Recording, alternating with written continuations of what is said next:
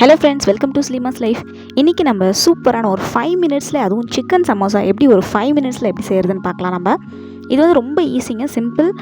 உங்கள்கிட்ட ஒரு 4-5 pieces boneless chicken இருந்தால் மட்டும் போதும். வாங்க இது எப்படி செய்கிறதுன்னு பார்த்துடலாம்.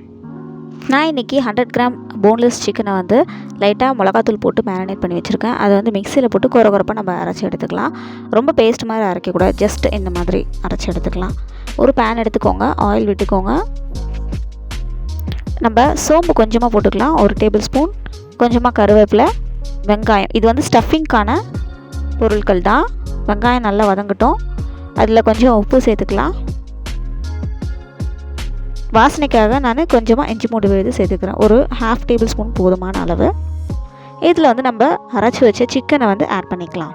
இதில் நான் லைட்டாக மிளகா பொடி மட்டும்தான் சேர்த்துருக்கேன், ஜஸ்ட் ஃபார் ஒரு அந்த பஞ்சுக்காக. இது வந்து நல்லா நீங்கள் இந்த மாதிரி கொஞ்சம் நல்லா சிக்கன் வேகிற அளவுக்கு நம்ம வந்து இதை வந்து வேக எடுக்க போகிறோம். ஆல்ரெடி சிக்கன் வந்து நம்ம அரைச்சதுனால சீக்கிரமாக வெந்துடும். ஸோ வந்து இது வந்து ரொம்ப நேரம் வேக வைக்க தேவையில்லை. இப்போ இதில் வந்து ஒரு 1/4 டேபிள் ஸ்பூன் மிளகுத்தூள் ஆட் பண்ணிக்கிறேன்.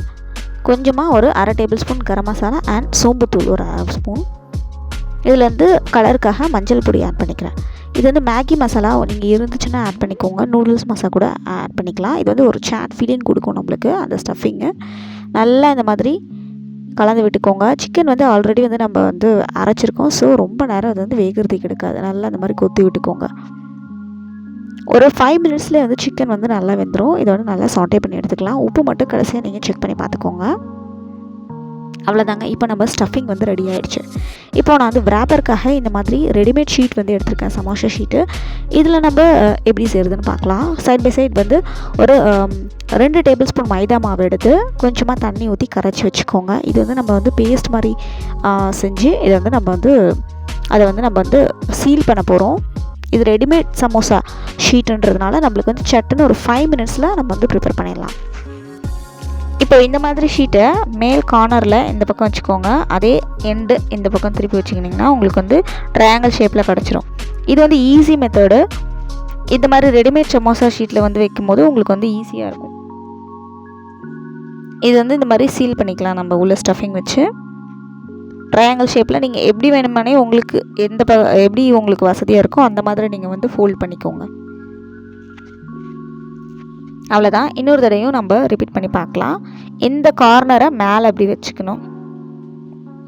அதுக்கப்புறம் அதே மாதிரி இந்த பக்கம் ட்ரையாங்கிள் ஷேப்பில் உங்களுக்கு பண்ணிங்கனாலே உங்களுக்கு இந்த ட்ரையாங்கிள் வந்துடும்.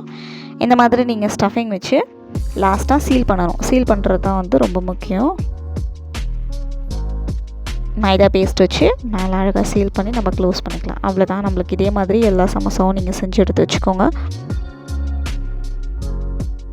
இப்போ நம்ம நல்ல மிதமான சூட்டில் இருக்க ஆயிலில் போடணும். ரொம்ப ஹாட்டாக இருக்க ஆயிலில் போடாதீங்க, லைட்டாக சூட்டில் இருக்க ஆயிலில் போட்டிங்கனாலே. ஏன்னா மேலே இருக்கிறது வந்து ரொம்ப தின், உள்ளே இருக்கிறதும் வந்து நம்மளுக்கு வந்து வெந்தது தான் ஏற்கனவே. ஸோ நம்மளுக்கு ஈஸியாக வந்து நம்ம பொரிச்சு எடுத்துக்கலாம். ஒரு மேக்ஸிமம் 3 to 4 மினிட்ஸ் தான். அதுக்கு மேலே வந்து நீங்கள் வச்சுருந்தீங்கன்னா ரொம்ப கருகிடும்.